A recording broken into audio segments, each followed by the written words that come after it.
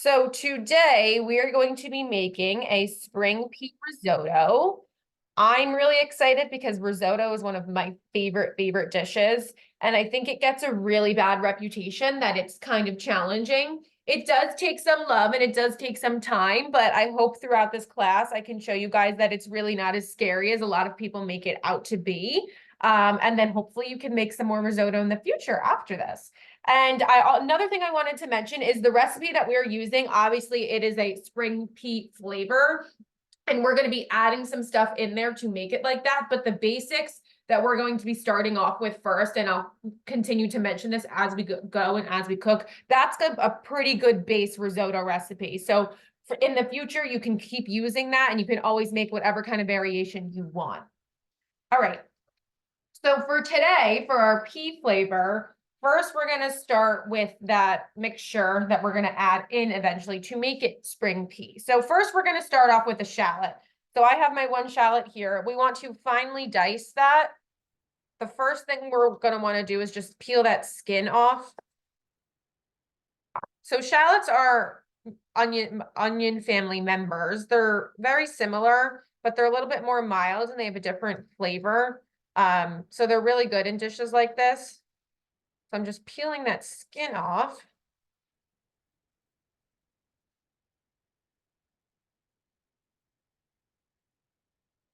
Once you eventually get your skin off of your shallot, it might look like mine, which let me show you in one sec. Sometimes when you get shallots, they're in two pieces. So I have this one piece here and then I have this other smaller piece here, and that's totally fine.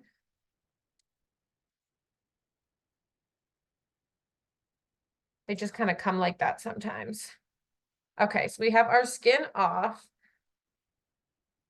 And we're kind of going to go about this the same way that we'd go about dicing a regular onion. We just want to be extra careful because obviously it is smaller than a regular onion. So we want to watch our fingers and make sure that we're not making anything with a knife. If you feel more comfortable, you can always use a smaller knife for this too, since the shallot is smaller.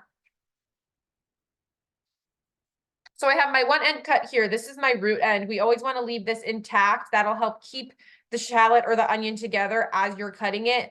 They also say that's one of the ways to prevent those oils from coming out that make your eyes water. It still happens to me even when I do that, but it's worth a shot. It'll at least help keep the onion together. So the first thing I want to do to dice this is I'm going to make a cut right down the middle, not all the way through. So if you could see, the point of my knife went just to this root end, but it didn't go all the way through. So it's still together like this.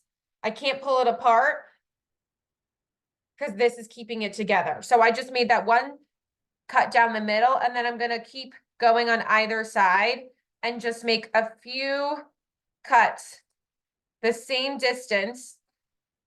I don't want to cut through the whole shallot because then I'm going to have halves. So I have all these kind of like slices.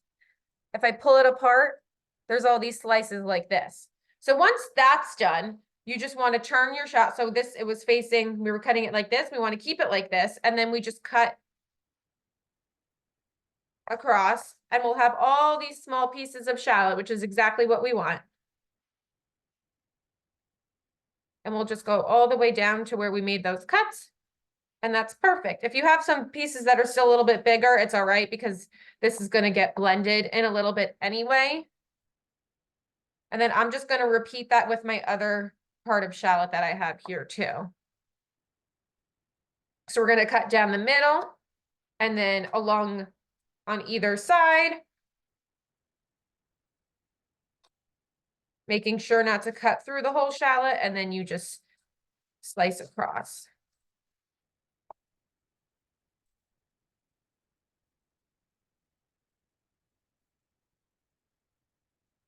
All right.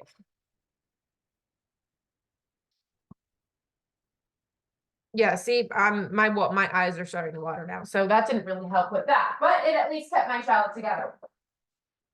So once you have your one shallot fully diced, just give me a thumbs up.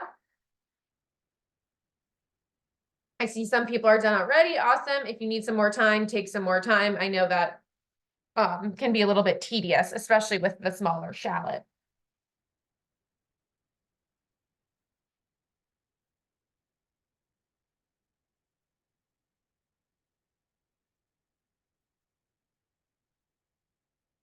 Let me check something really quick.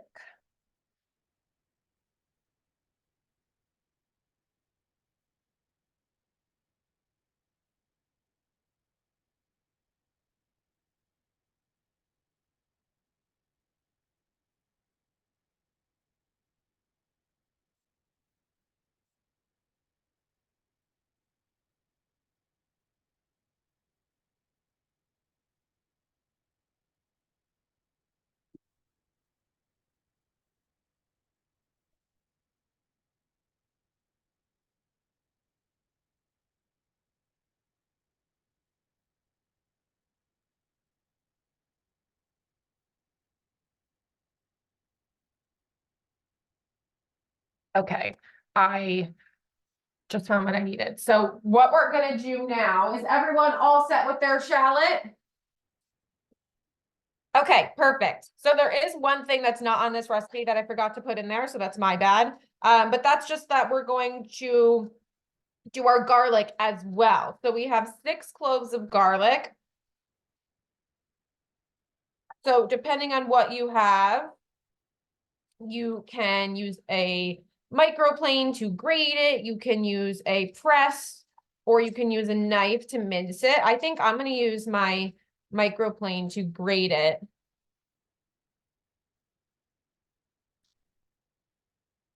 So I'm just getting my garlic cloves over here. Some good sized ones. Okay. Also, if you don't love garlic as much, you don't need to do 6 cloves. You could do less, whatever works best for your taste buds. Okay, so I have my garlic.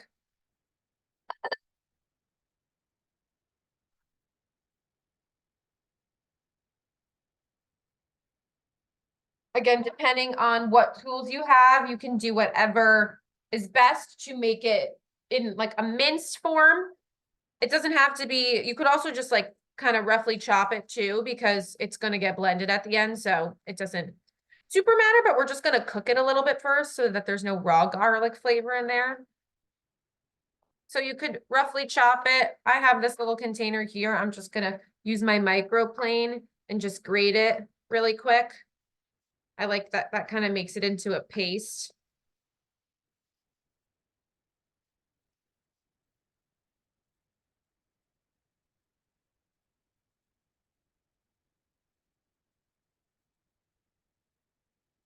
And if you are using a microplane as well, again, just be careful of your fingers.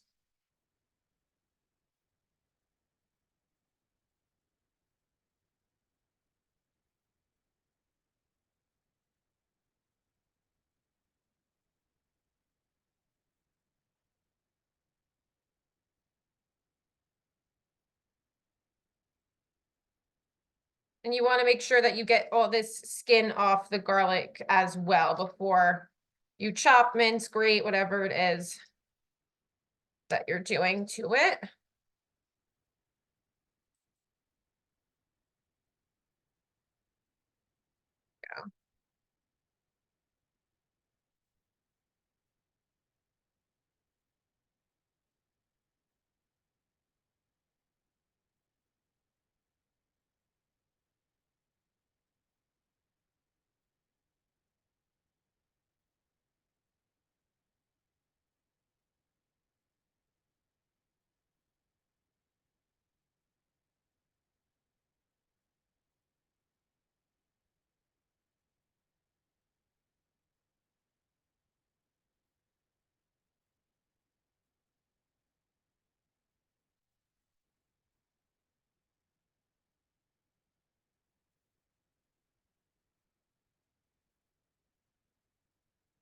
If you are using a microplane as well, a lot of stuff tends to get stuck back here. So you can always just kind of scoop it out. It's not sharp on the back, so you can touch it. So I usually just kind of scoop that out as we go.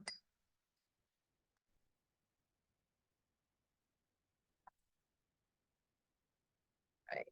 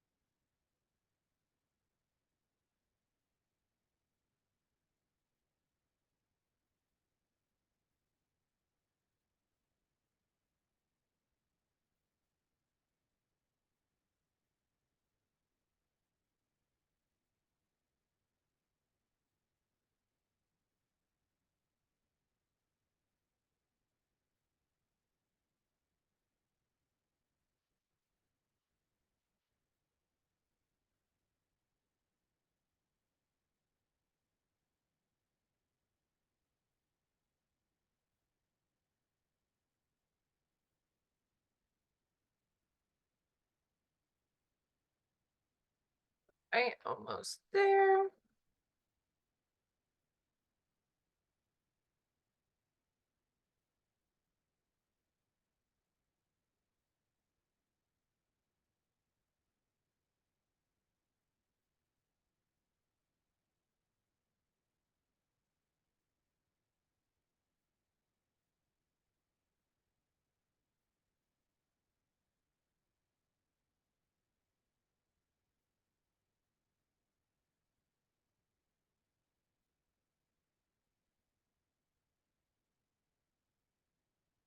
How's everyone doing? Is everyone all good with their garlic? Okay, perfect. So the next thing we're going to do is if you were using a microplane already, we're going to do the same thing with a lemon. If you are not using a microplane before, you can get that out, or you can just use a regular grater. We just want to get the lemon zest off of our lemon. So I'm going to get a separate dish.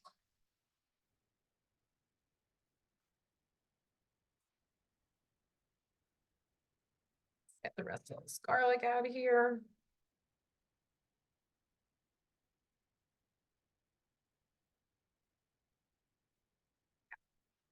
Off quick.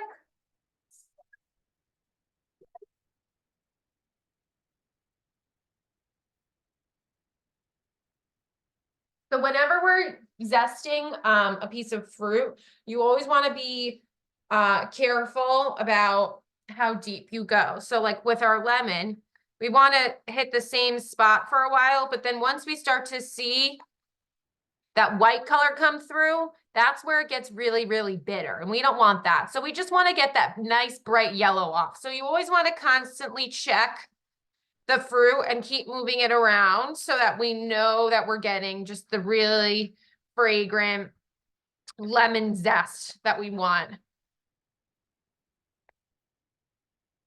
So I just usually do it a few times, give it a check, and then move on to my next little spot.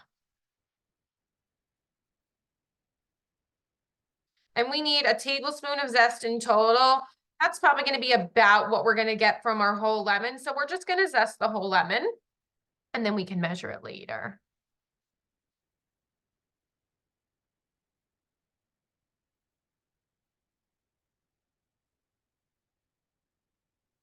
For anyone just joining, so far we have minced our shallot, we have grated, pressed, minced our garlic, and now we are zesting our lemon.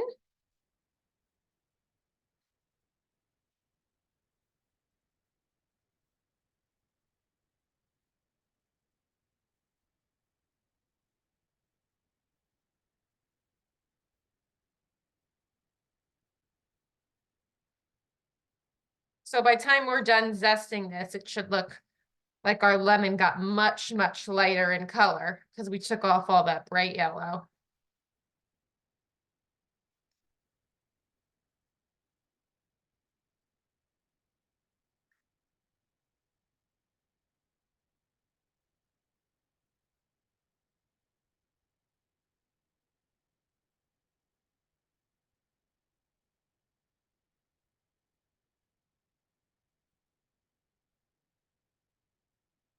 Alrighty.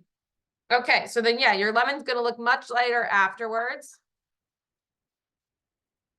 I'm gonna say we got about a tablespoon of zest from that, so that's perfect.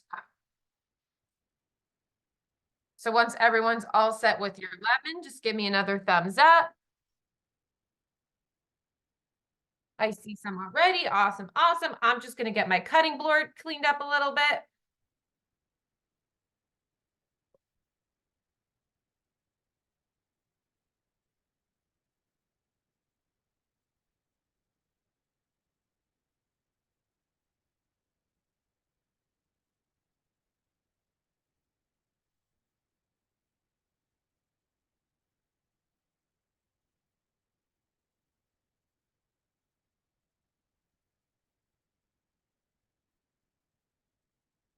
Right.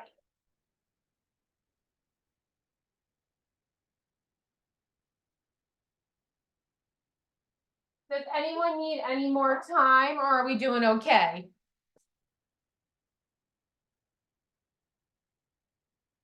All right, perfect. So next, we're going to heat up a medium-sized pot. So I'm using one that's like this big. We're just gonna put that over medium heat. Let me move my computer so you guys can see.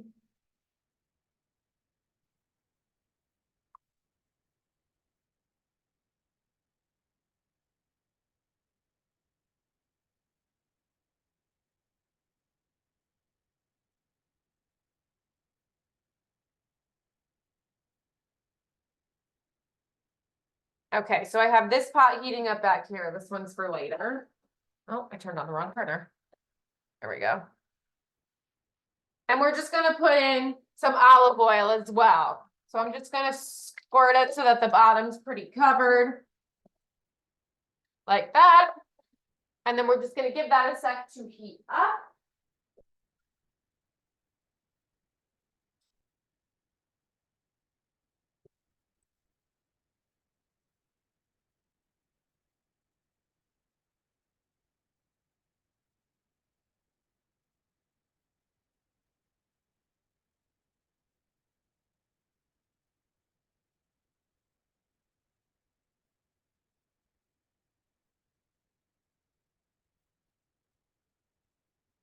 And this is all for our pea puree that's going to be stirred in after we're done with the risotto.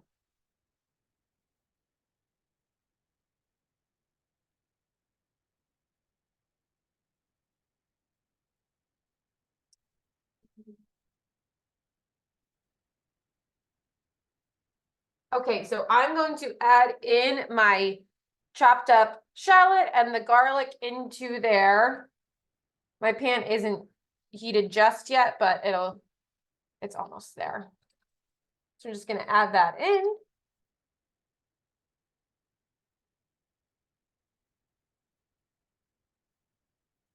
And we're just going to cook these down for a few minutes, nothing crazy, just so that they get a little caramelized and the flavors work together.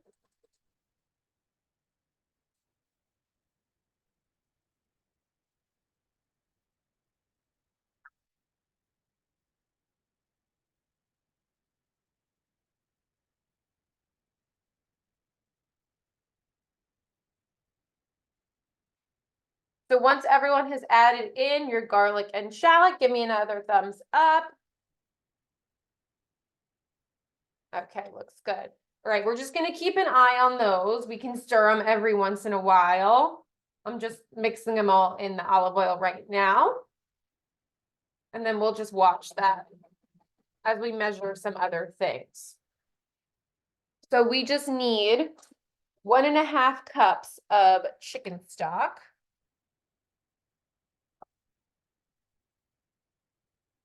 So I'm just gonna measure that in my liquid measuring cup here.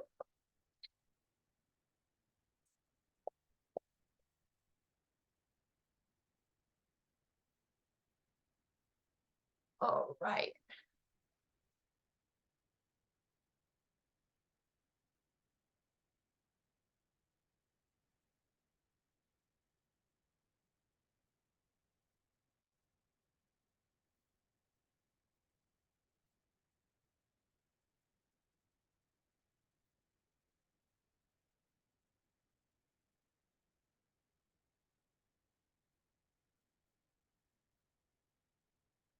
And my garlic and shallots are starting to sizzle.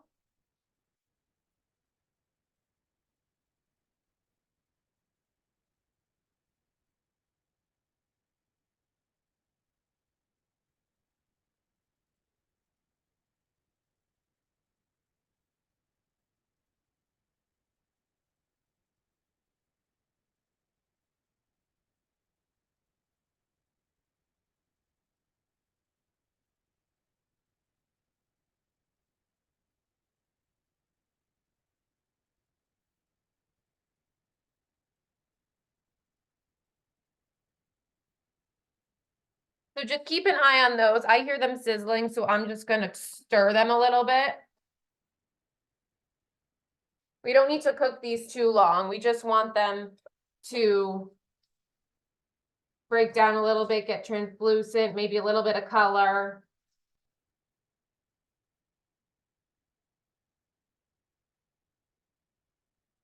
So give those a stir. All right, once everyone has stirred and measured your chicken stock, just give me one more thumbs up. We have one more thing to measure before we add everything into this pot. Looks like everything's good.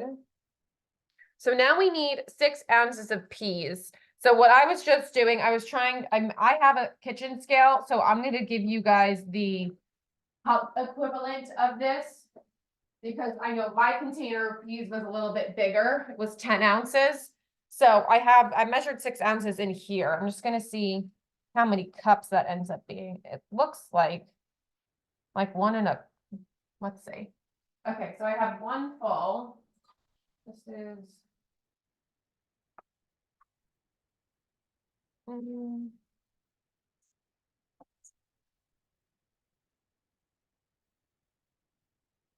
Okay, so you're gonna measure 1¼ cup of pea. That fills mine perfectly. So I have 1¼ cup. We just have to measure those out.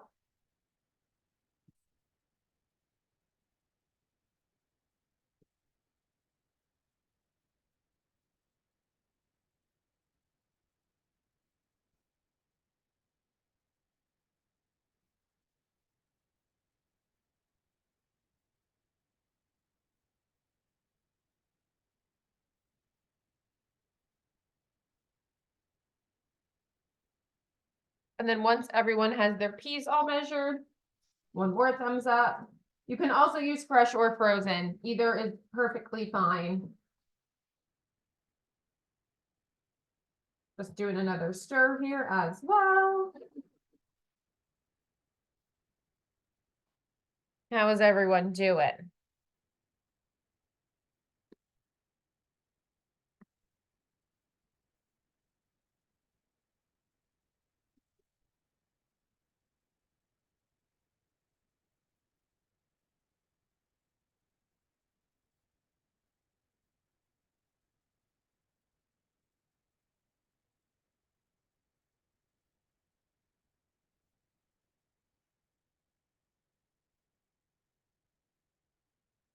My garlic and shallots is looking pretty good.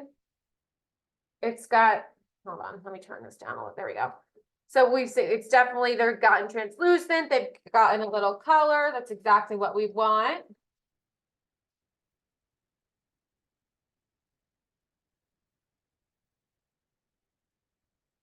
Does everyone have their chicken stock and peas measured?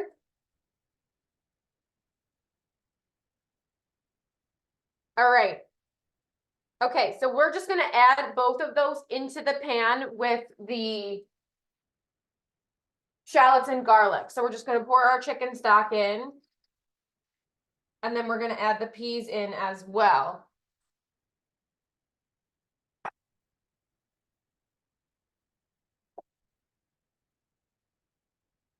So this is just gonna help cook those down a little bit. We're gonna turn our heat up to high because we wanna bring this to a boil.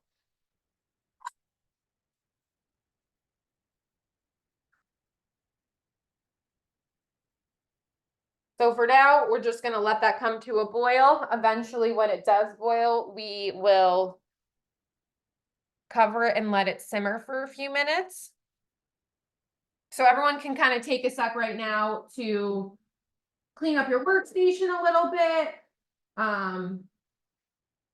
Just make sure you have all the ingredients out. We'll keep going in just a sec, but we'll give everyone a minute to clean a little bit, wash your hands if you need, and go from there.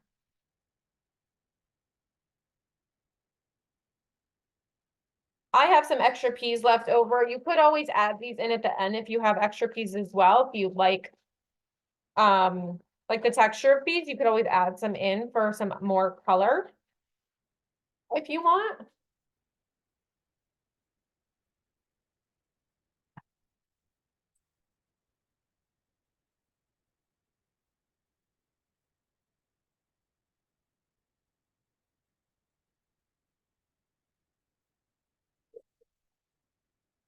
Excuse me.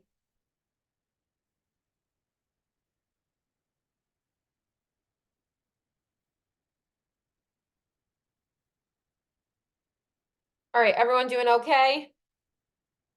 Okay, good. I know there's a lot of kind of doing multiple things at once, but everyone's doing really good so far. And I promise after this, you're gonna feel like a risotto pro. So we're going to skip ahead to not too far. We have to add parsley and basil to our mixture once that has come to a boil and cooked for a little bit. So we can just start measuring that while we wait for our pot to come to a boil. So we need 1 cup of packed basil leaves. So I have my 1 cup measure here again. I'm just going to start picking the basil off of the stems and just throw it in there. And when it says packed, it means that you really want to fill it. So like I could probably fill this with only a couple basil leaves. But we want a good amount. So once the top starts to it looks like it's a little full, we want to push it down and pack it in there. I'm just tearing the really big ones up a little bit so that they fit better.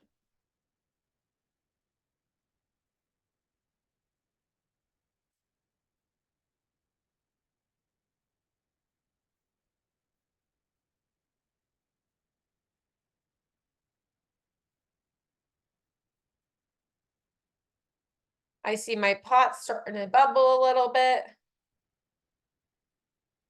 So yeah, mine just got, so I'm pushing it down.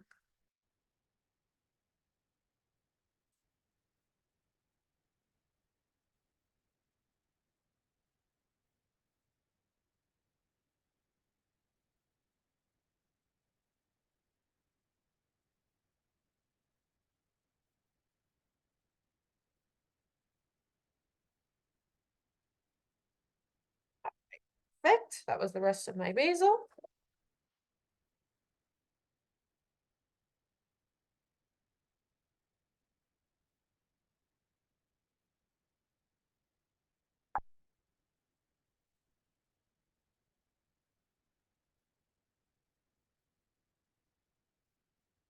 And it looks like I'm just about getting to a boil here. We see there's some small bubbles and some big bubbles coming. So once the whole pot has got big bubbles, we'll be there. But it'll take just a few seconds. Is anyone else boiling yet?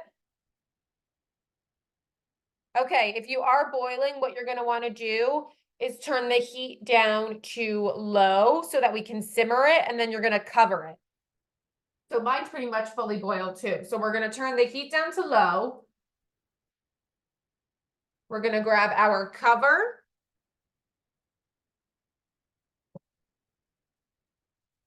And we're gonna wanna set a 5-minute timer. We just wanna let that simmer for 5 minutes. Okay, perfect.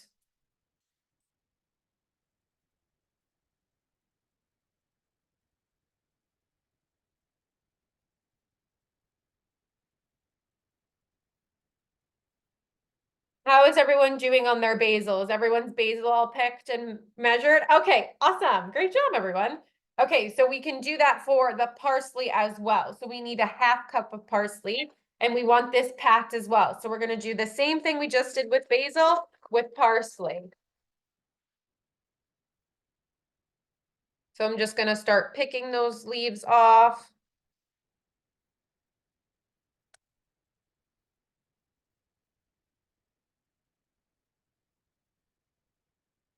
And if you get some stem in there too, that's okay, because it's gonna all get blended together.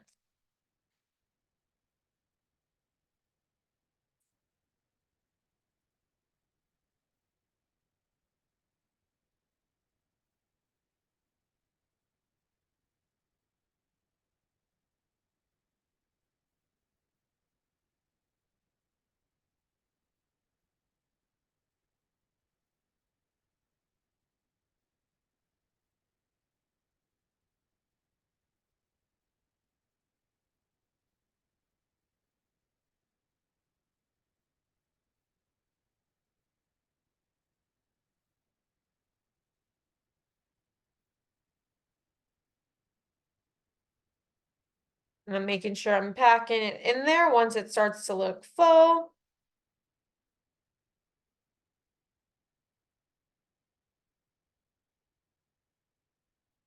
And all these herbs with the peas are gonna make a really nice bright green colored sauce that we're gonna stir into the risotto. So the risotto is gonna be a really pretty green color.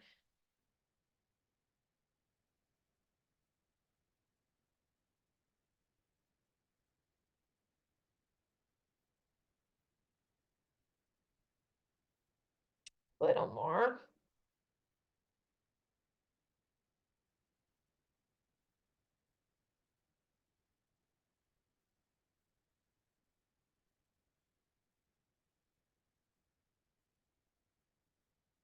All right, that's good. Okay.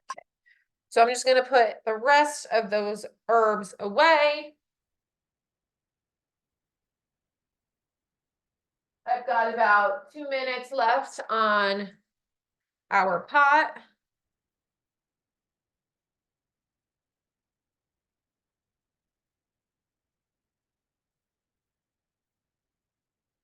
And then you just want to have whatever you're using to blend handy. So if you're using a blender, make sure you just have that out and ready. If you're using an immersion blender and you're just going to put that in the pot, just make sure you have that ready as well. Because we're going to be using that next.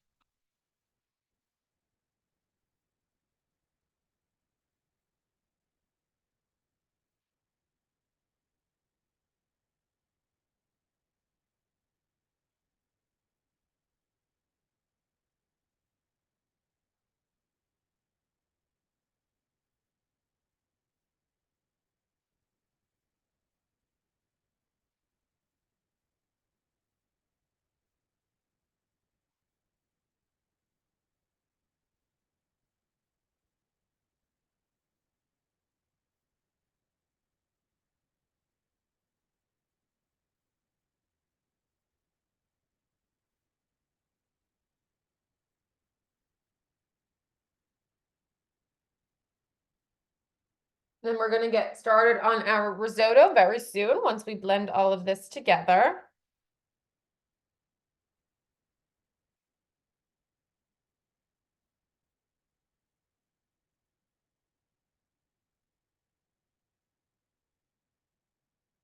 Has anyone made risotto before, or is this everyone's first time?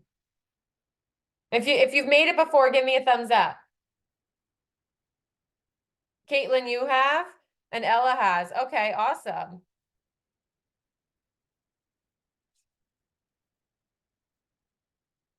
Oh, and Ron has, you have too, Ron?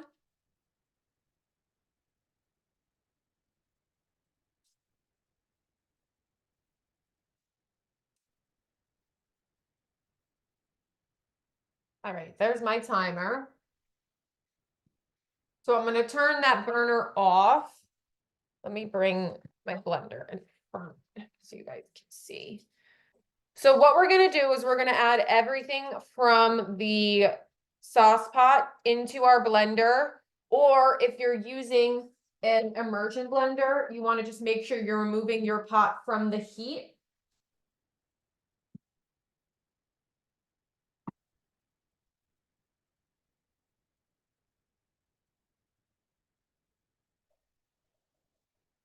dropped the top of my pot, but we're all good. Okay. So I'm just gonna get my oven mitts and I'm going to carefully pour everything from my sauce pot into my blender here. Just want to make sure I get everything in there.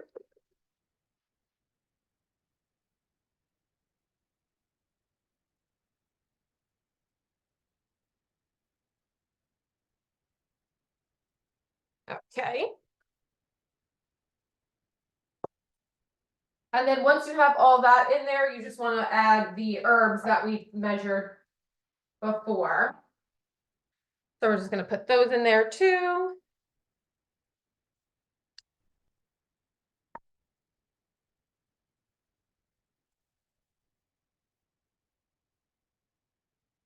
And then once everyone has their herbs and their sauce pot contents in there, give me a thumbs up.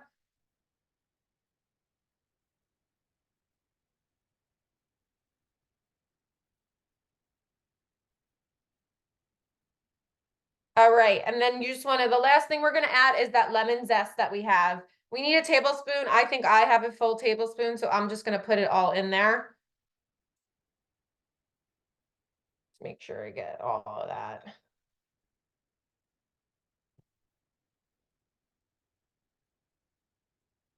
And then once you have everything in there, we can go ahead and blend until smooth. So I'm just gonna go ahead and turn my blender on.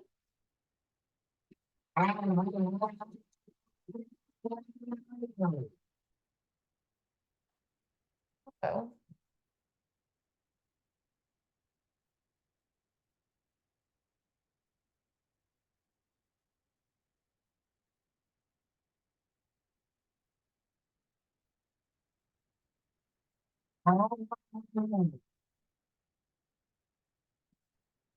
Right, my blender seems to be malfunctioning. Let me see.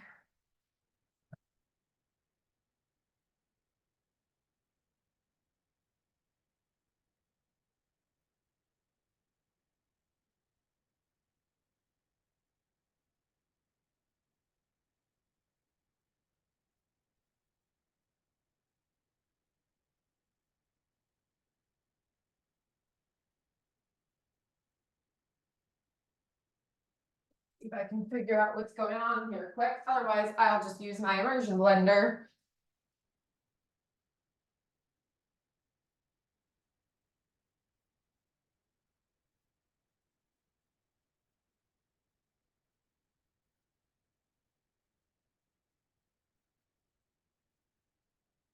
Oh, okay, so this is happening to me because mine is a little too hot, so it won't blend it. So I'm gonna let it open for a sec and cool.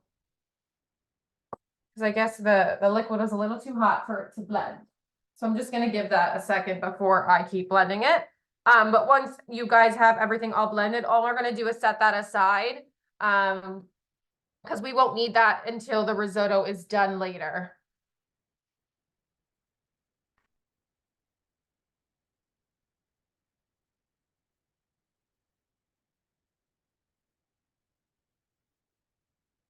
So once everyone has their pea mixture all blended, just give me another thumbs up. And then now we can start making our risotto.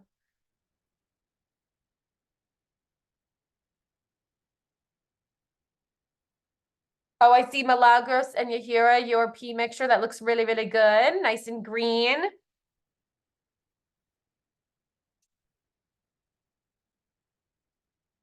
Okay. So for the risotto, we're going to need, we're actually still going to need that pot that we just used. So we're gonna wanna just rinse that out really quick. I'm just gonna rinse it with hot water very quickly.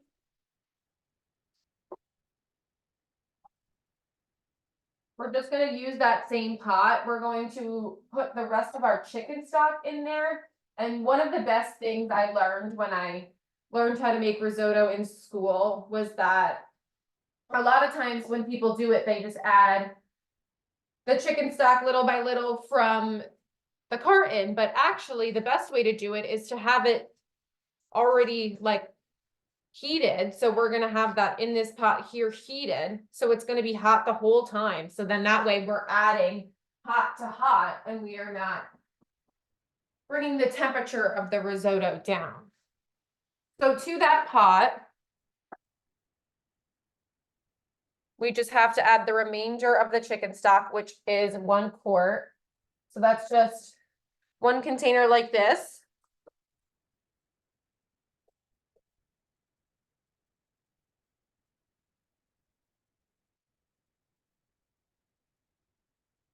So we just want to put that whole thing in there.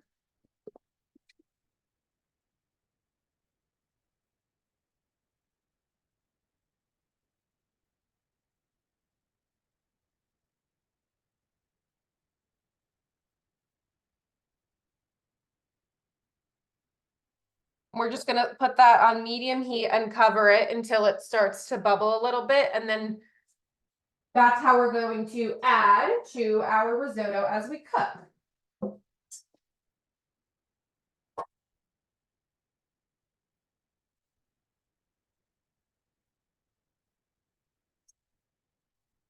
So that's set. So we have that going, and then we're gonna need our saucepan as well for the actual risotto.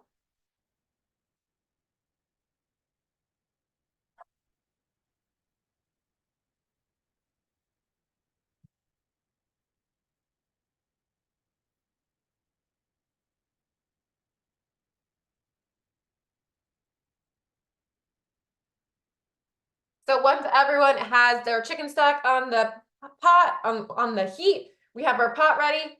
Do one more thumbs up and we can get started on this risotto. Okay, everyone looks excited, so I'm excited.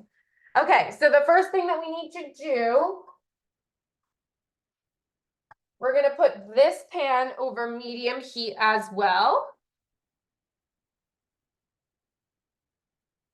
And we're just gonna add 2 tablespoons of butter to that. So usually whatever butter you have, a lot of times they have the tablespoon markers on there, so you can just use those to help you get 2 tablespoons. A trick that I like to do, I'll show you guys this quick, is so you can see there's the lines that I was just talking about to show you the tablespoon. So if you take your knife and slightly push in where the line is that you need, then you remove the wrapper and you see where it is and you can just cut right there. So that's what I like to do to measure with those because it helps. So I'm just gonna put that in our pan. We'll let that melt down.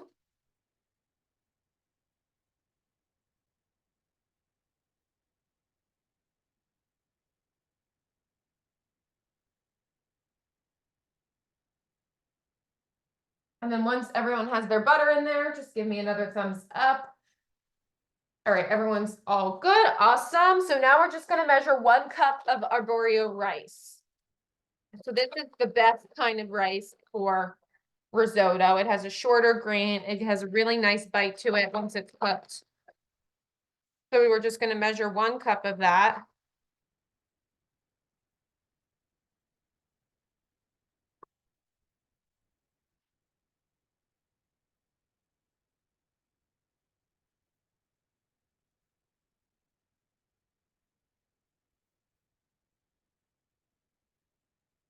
Let's see if my mixture will blend now.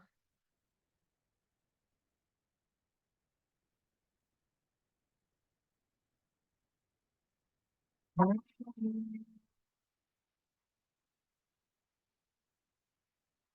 there we go.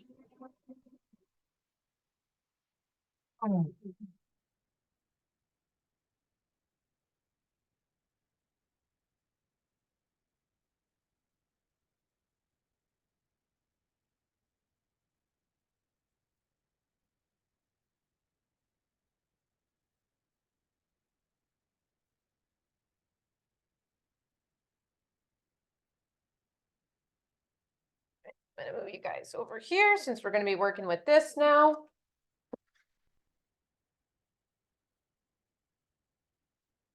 So you're also gonna want a good spatula or wooden spoon, because this is something that is going to need to be turned around a lot in the pan. So that's what we're gonna have to keep mixing. So you want that handy, and then you also want a ladle handy or a big spoon for when we need to start taking the chicken stock and putting it into this pan. So you want to make sure you have those things handy. My butter is melted down. I'm just going to give it another minute or so to heat up before we add the rice.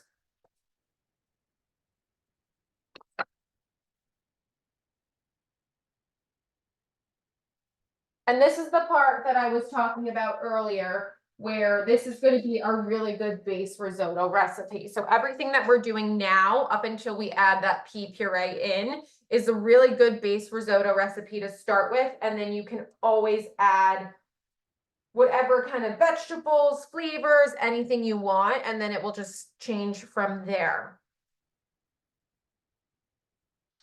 Okay, so now we can take our 1 cup of rice. We're just going to add that in with the butter. We're going to stir that around a little bit. You want to make sure all the butter gets coated, or all the rice gets coated with the butter. And we're going to let this sit for a little bit on its own. You'll see as it starts to cook a little bit, you're gonna start to smell something a little bit nutty, and that's the rice toasting up a little bit in that butter. That just adds a really nice flavor to the risotto. So we're gonna let that toast a little bit first while our stock keeps heating up.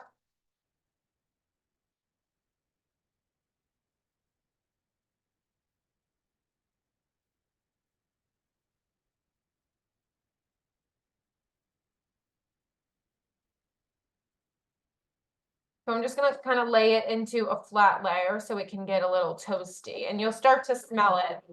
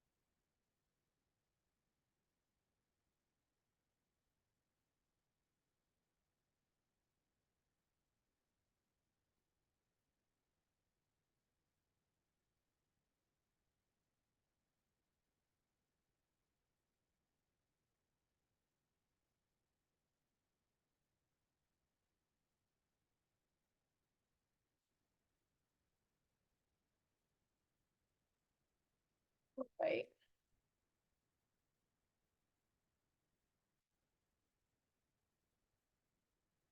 Okay, so I see a question. Can we sub water for wine, or is there something better? I was actually just looking at that before we start with the wine. So I saw you don't have to substitute anything since we're putting a lot of stock in. You can always just omit it. But if you have some vinegar on hand, I did see on the internet that you could add a little splash of either apple cider vinegar or like white wine vinegar, or if you just have regular white vinegar, that can kind of take the place of the wine there if you don't want to add wine into it. The alcohol in wine will cook off in this recipe, but if you don't want to add it, you can always just completely omit it, or you can add that vinegar like I just found. So now my rice is starting to get a little toasty. I can see the butter's bubbling around it a little bit.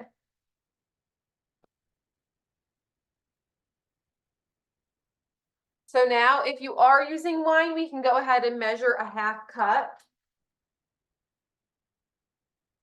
If you want to try the vinegar substitution and you guys have that on hand, I would say start with like, I don't want to give you too much and then it doesn't taste good. I would say go like 1/2 teaspoon, just to be safe. Because that'll have that same kind of, because wine is acidic, so it'll add that kind of acidic factor. You only have, so you guys have red wine vinegar? Or you have red wine? Okay. I would say probably for this one, leave it out. If you were doing, if you do like a tomato-based risotto, that would probably be really good in that. But since this is kind of like a green based, I would say just leave the wine out for this one. But I would try the red wine with a tomato risotto. That would be really good. So we can see, I don't know if you guys can tell, but like that's starting to bubble a little bit. So that's exactly what we want when it comes to this. So we can add our wine in. Just get it a little closer. And I can start smell, I smell the butter is smelling a little nutty and the rice too. So that's perfect. And I can even see that some of my rice grains are a little golden brown. So they got nice and toasty for that. So we're just gonna add the wine in.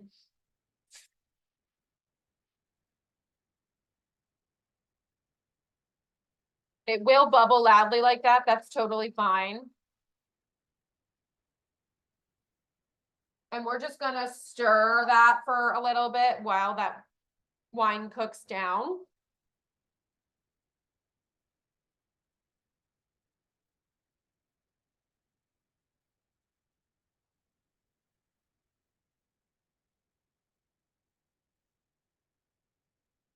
So the basic principle of cooking risotto is that we're kind of doing it low and slow. And it creates like a nice, really creamy texture at the end. But when you're cooking, if you ever forget like what you would have to do, it's really, really simple if you just think about it. So we add liquid, then we're gonna stir. And then once the liquid is gone and it's all evaporated because the rice has soaked it up, that's when we want to add more liquid. So we're just slowly adding in the liquid as it cooks rather than cooking it all at once, like in a pot of boiling water, the way that we may cook rice or the way that we may cook pasta. So as you can kind of see here, this is exactly what I was saying. My liquid's like pretty much gone. So that took out away all the wine. So once that happens, that's when we're going to start adding our stock in. Just going to lower my heat a little bit. So I have my stock right behind my risotto. So I have it set up like this. So I'm just gonna have my ladle, take a spoon from there and put it into the risotto. And this is just what we're gonna kind of do for the next 15, 20 minutes or so. So you just add the liquid, it'll bubble, it'll evaporate.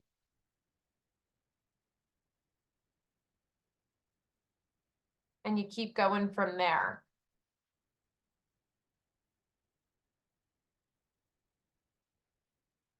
And you don't want to leave it unstirred for too long, but you don't actually have to constantly stir it. That I think is something that a lot of recipes will make it seem like you have to do too, but it's not completely necessary. You just don't want it to all the liquid to go away at once and then the bottom to burn.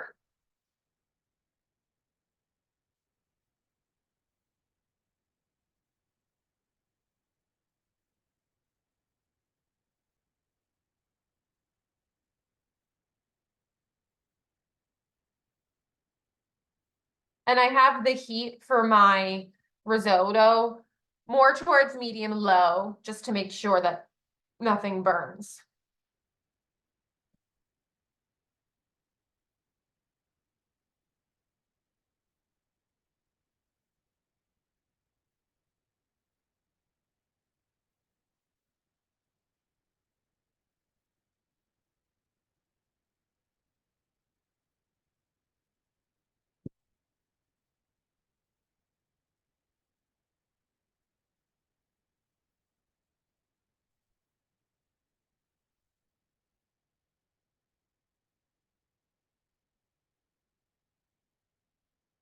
And now again, that first ladle of liquid is pretty much gone. So then I'm just gonna go ahead and add another one in.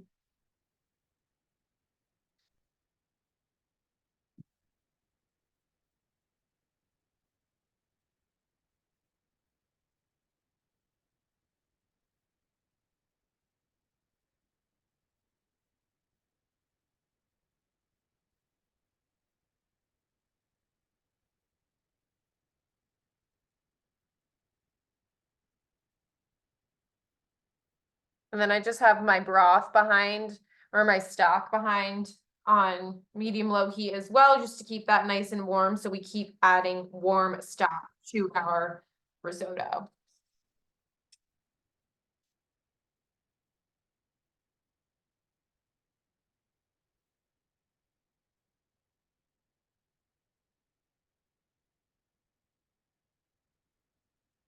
So there's a question, what's the difference to this versus the lazy man of dumping all the water in and cooking? So honestly, they say that like this method of cooking is actually called the risotto method. So like you could use this to cook other things other than rice. And just the way that it because we're doing it like this and we're slowly adding the stock in and we keep stirring rather than dumping it in all at once, it creates a much creamier texture, I would say, without using any sort of dairy. I've cooked orzo like this a lot too, and it kind of has the same result, which is nice.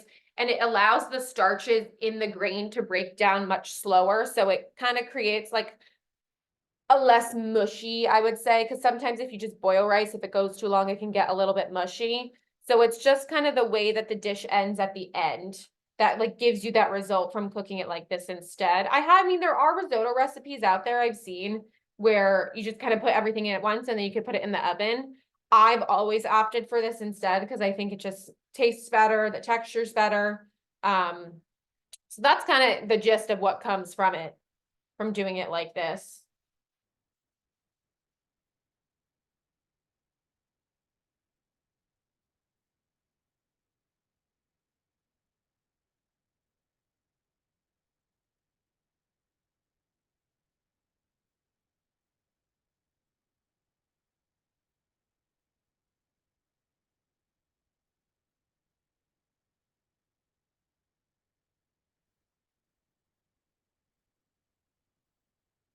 So my liquid's pretty much gone again, so I'm just gonna go ahead in with another ladle of stock.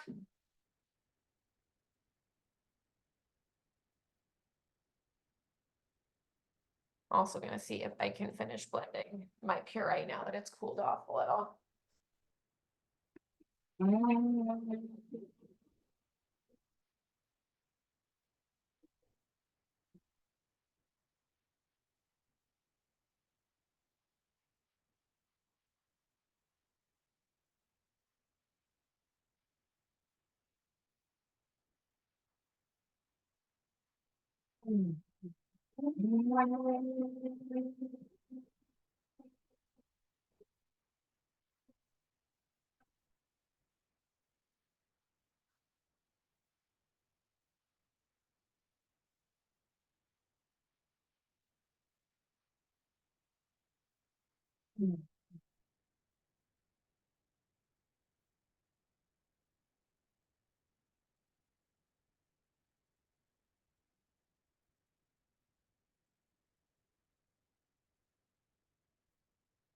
So this is the part that it requires some work. You do have to kind of watch it a little bit as you go, but at least for me, I think it's really worth it in the end because it's really, really good.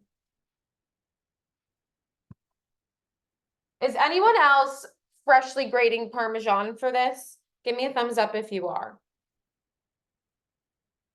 Okay, for those people who are you comfortable trying to grate some cheese while we cook the risotto, or do we want to focus on cooking the risotto first and then do the cheese after? You can unmute and tell me if you want, if that's easier. I just want to make sure no one's getting a little overwhelmed because I know it's a lot. All right, looks like some people are good to try and do both. Is anyone against that? If you are against that, just tell me and we can just focus on one thing at a time. Okay, looks like we're all ready to try. So what we'll do here, I'm gonna give another stir. I'm gonna add in a little more liquid. And then what I would suggest, what I'm gonna do is I'm gonna set up my box grater and cutting board right next to me here where it's not hot on the oven, so I can kind of go to both when I need. So I'm just gonna add another ladle of stock first, just to make sure that this is all set.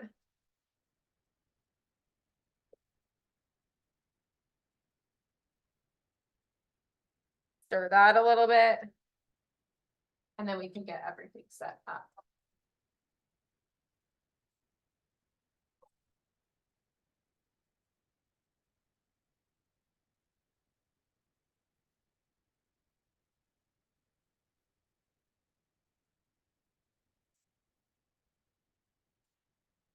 All right, so I'm gonna put my cutting board here. I'm gonna get my box grater and my Parmesan. So I'm gonna do this here, and then I have the risotto there.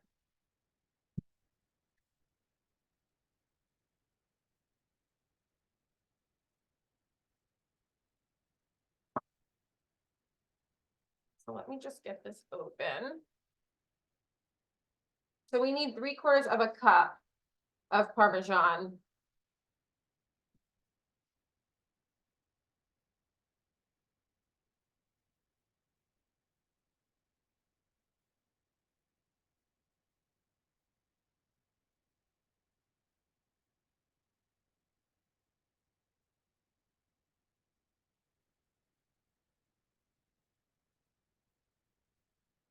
You can use a box grater, you can use a normal grater, whatever you have. If you have a really good microplane, that's good for Parmesan too.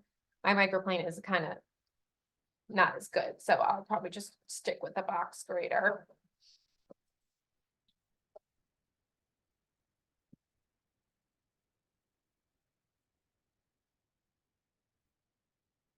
Rind off. And then I'm probably gonna go with, this side's too small, so I'll probably do, I have a really big side. That's too big. This is really small, so I'm gonna do this one, which is what I tend to do usually. And I'm just gonna grate all that while we stir.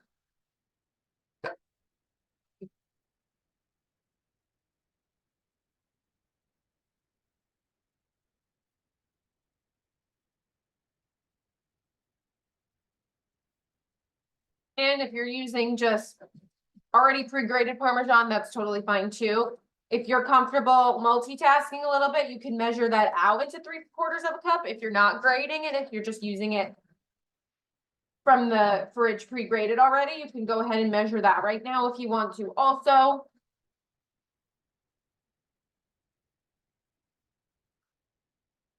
Now I'm gonna stir a little bit. You can kind of see as we start to cook, as we keep cooking, the color of the rice is gonna change. So when we first put it in, it was really, really opaque, and I can see now the sides are starting to become translucent, and that's those starches breaking down into the liquid as we cook it.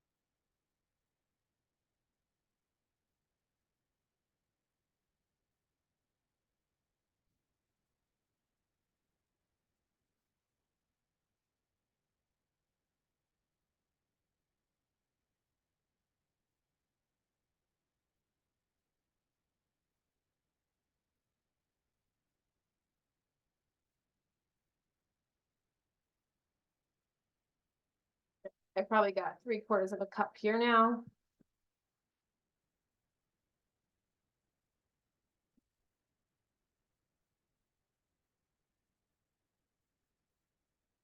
Another thing I really like to do if you use fresh Parmesan, like I cut this rind off so I could grate it easier. I save a lot of Parmesan rinds in the freezer.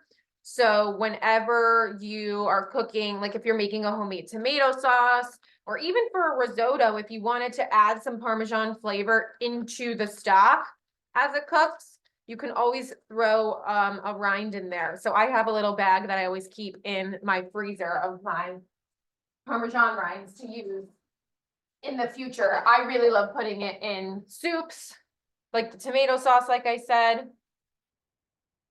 Maybe next time I make risotto, I'll use some of those rinds in there.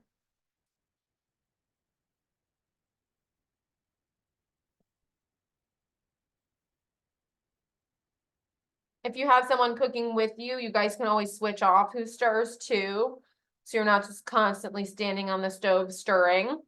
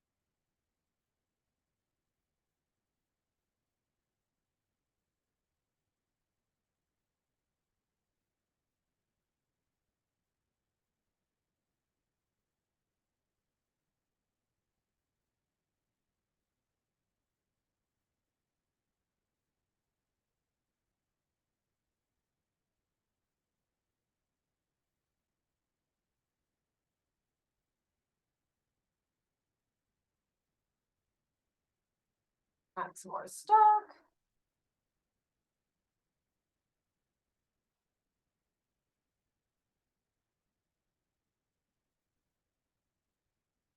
A lot of times I like to have some extra stock on handy too, in case the quart isn't enough.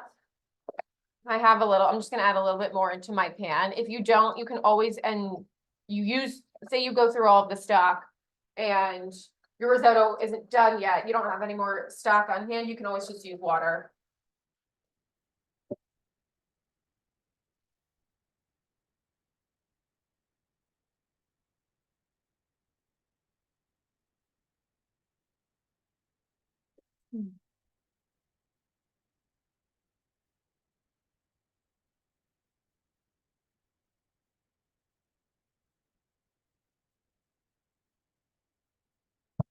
And one of the best ways to check if your risotto is done or not, or how it's doing. Obviously right now it's not done, but this is something that I usually just do throughout. I'll just grab a few little grains on a spoon, carefully blow on it first. And when you try it, you can see how hard it is. See, now, based on where we're almost there. And there's still a little bit of a chew to it. And you don't want it to be fully soft or fully mushy. You want it to have a little bit of a bite. But I can tell it still needs some more time. Kind of like how a lot of people like pasta al dente. The same kind of thing we're going here with our risotto. We don't want it to just completely smush and melt in our mouth. We want it to have a little bit of a bite, but not be raw.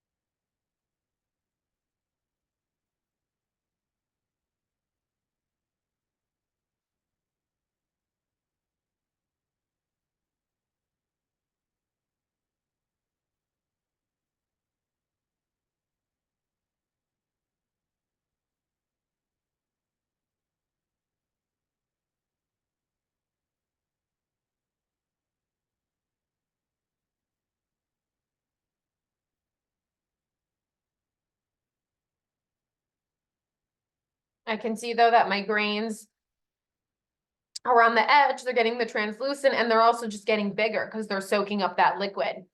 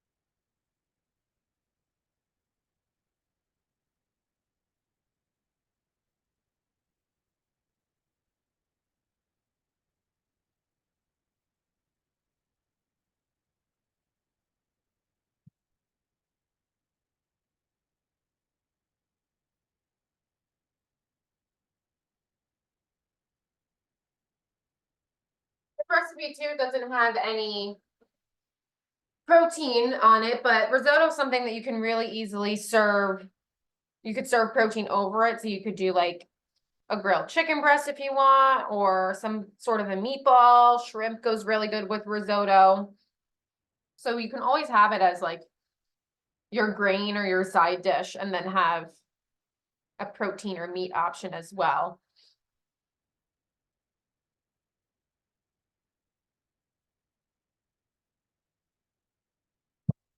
To give it a little taste again and see how it's doing.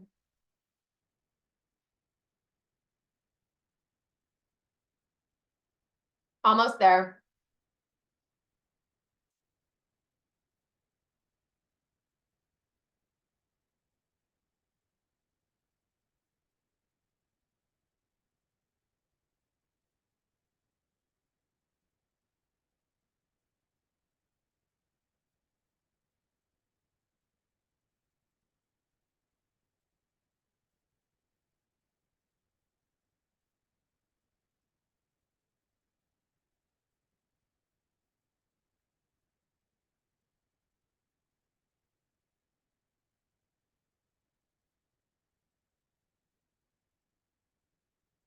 Do you have a question? It looks like someone was raising their hand.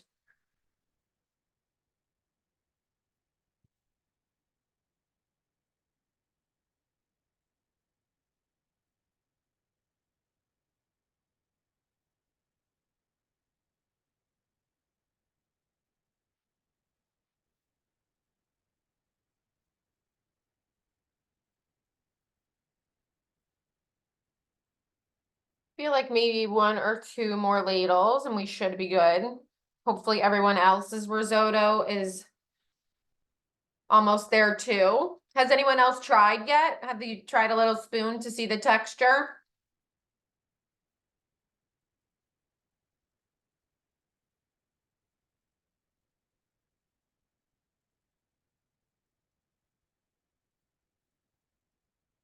We'll all do a spoon in a few minutes so that we can see how much time everyone needs.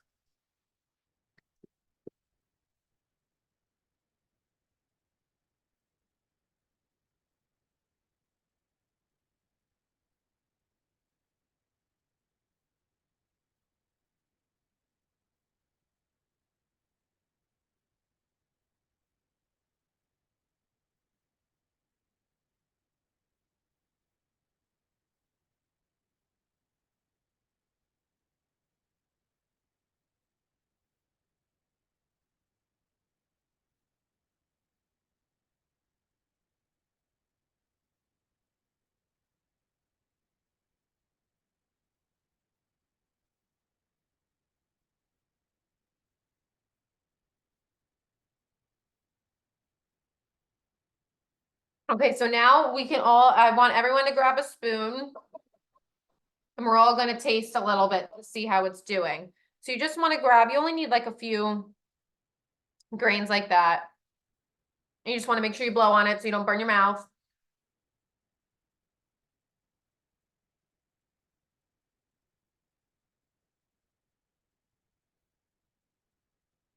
My rice is at a pretty good spot now.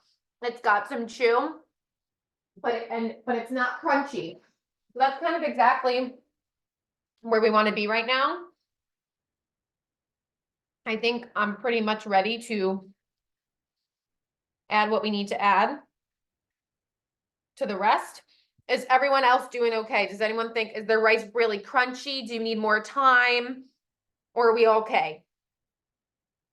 I see some thumbs up.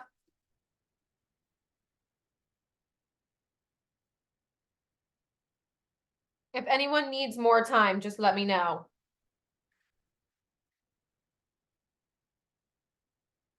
All right. So now what we're gonna wanna do, seems like we're all good. So now we're just gonna stir in the puree from before. So this is gonna add some more liquid too. So even if someone's rice isn't just ready yet, this does have that stock in there too. So I'm just gonna slowly pour it in. I'm gonna do a little bit, mix that in first. Because we are gonna need to let this liquid evaporate as well.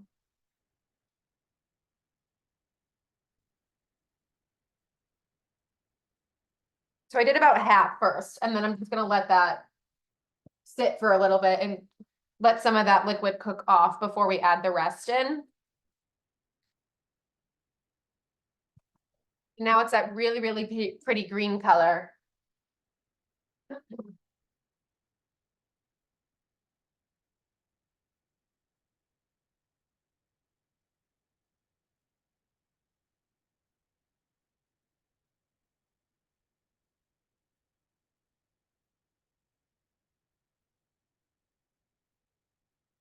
I'm just gonna keep stirring that too.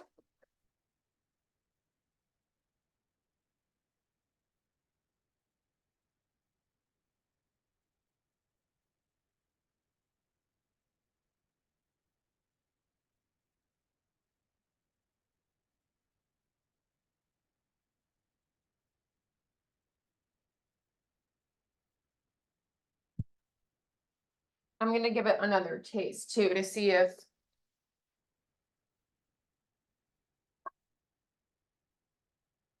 that amount of pea puree is okay.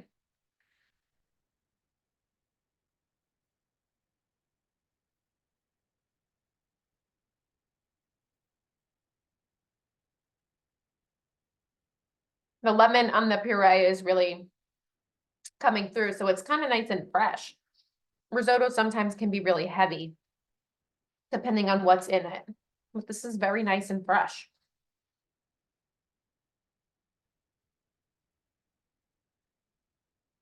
All right, I'm gonna add a little bit more of my puree in now. I don't know if we're gonna need the whole thing, because that kind of is a lot of liquid.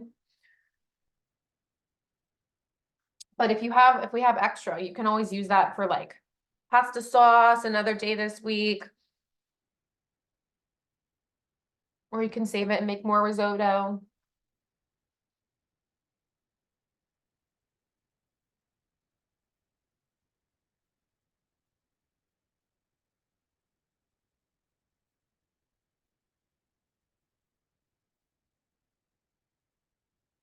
And adding the cheese and stuff in will help too. Does everyone have their puree added? Even if it's not all of it, at least some of it.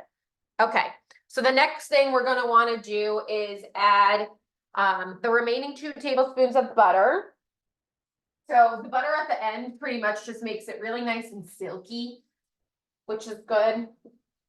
So I'm just gonna do that same trick that I did before to get the tablespoon notch.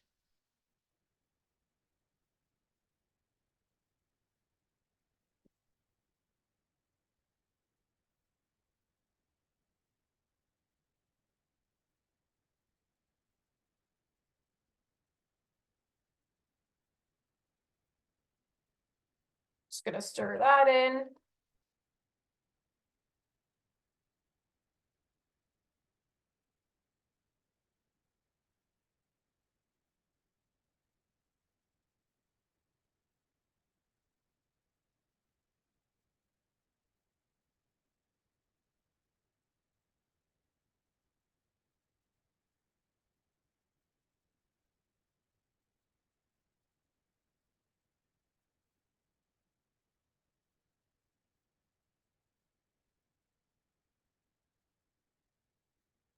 And then next we're going to do, we need lemon juice. It calls for 2 tablespoons, but I feel like the pea puree is pretty lemony on its own. So I would say I'm gonna juice my whole lemon, but then kind of taste it as I go. So I'm gonna say we can all juice our lemon, but then we're gonna add it to our taste. So we can taste it, add a little juice, keep tasting it, because we don't want it to be only lemony. We don't want only lemon flavor. So I'm gonna just juice it into a separate container here and then pour it in little by little.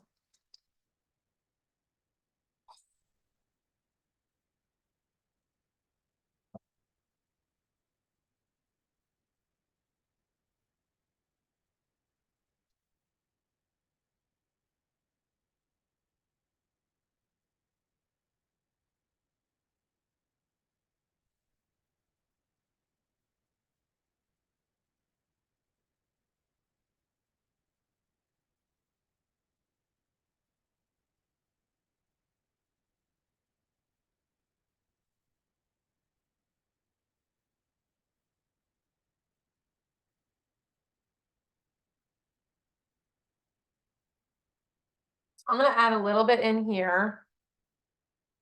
And then stir and taste and see how much more I think I need, if I think I need more.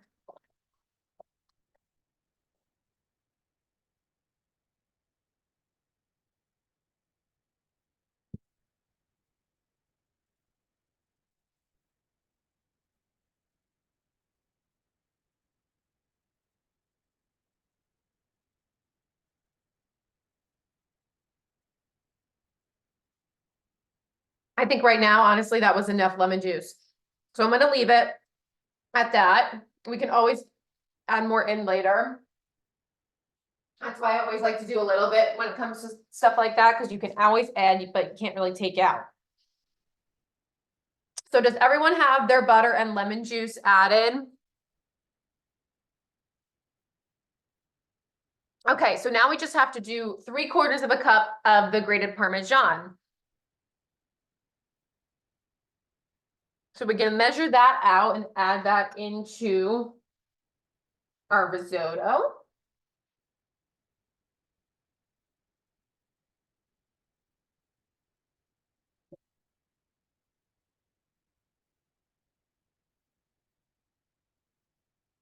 And someone needs the recipe, so let me just send a link to that really quick.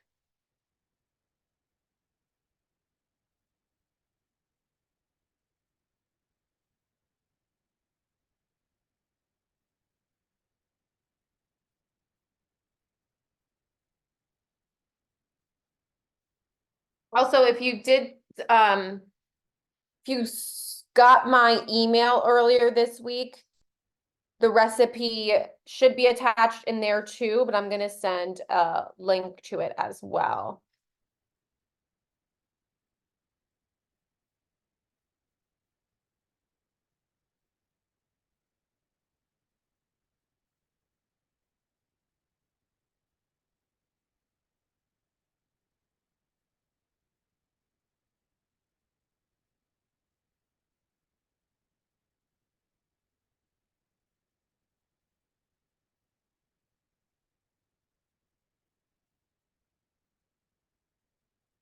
All right, there's the link.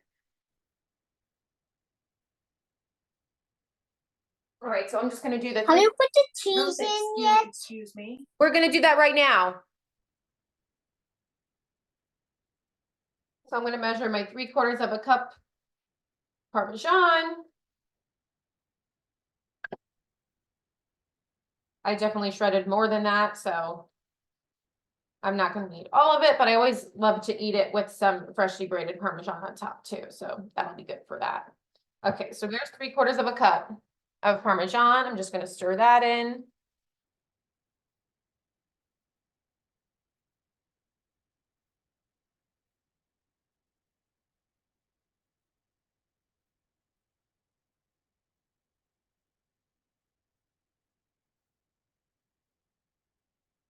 All right, and once that's stirred in, now I'm just gonna give it another little taste to see if there's anything else it might need.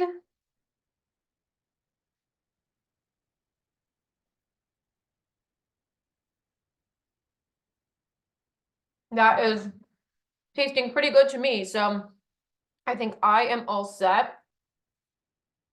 I'm just gonna turn off my heat so I don't overcook it.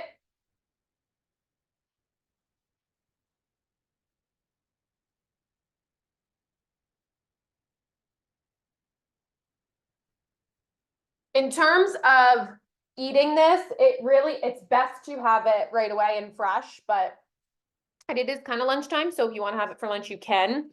But it's also it's very reheatable.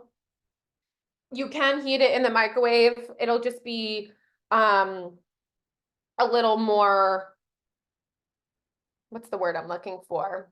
It won't be as like, not liquidy because it's not liquidy right now, but it's very spoonable. Like it will slide off. It'll be much more congealed when you heat it in the microwave.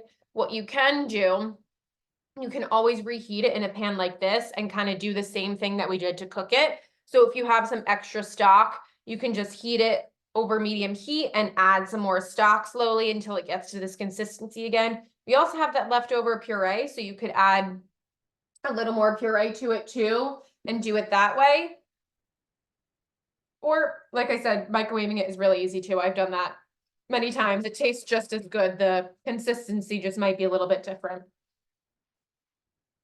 Does anyone have any questions about this, about risotto in general, about this recipe?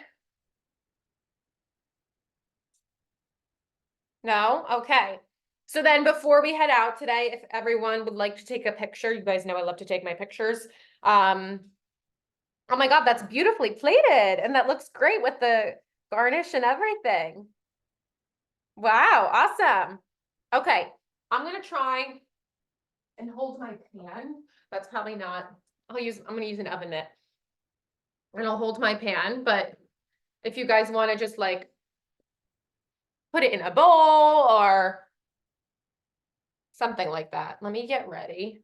I have to figure out how I'm gonna do this. Okay.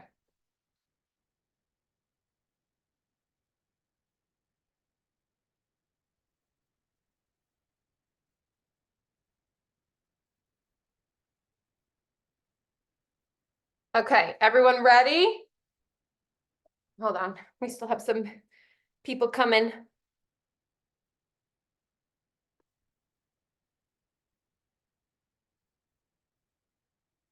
Okay, here we go. 3, 2, 1, smile. Awesome. Okay, thank you guys again for coming. Hopefully that made risotto a little less scary if it was scary for you. I know sometimes people make it seem like it's really, really hard and it's not that bad. So I hope you liked it. I hope you enjoy the recipe. Like I said, before we added that puree in, it's a really good base recipe, so you could use it for other flavors, other vegetables, things like that. But I will see you guys again in May. I will send an email out tomorrow with the recording and this recipe. But have a great Sunday. Thank you guys. Thank you. Thanks. Bye. Bye.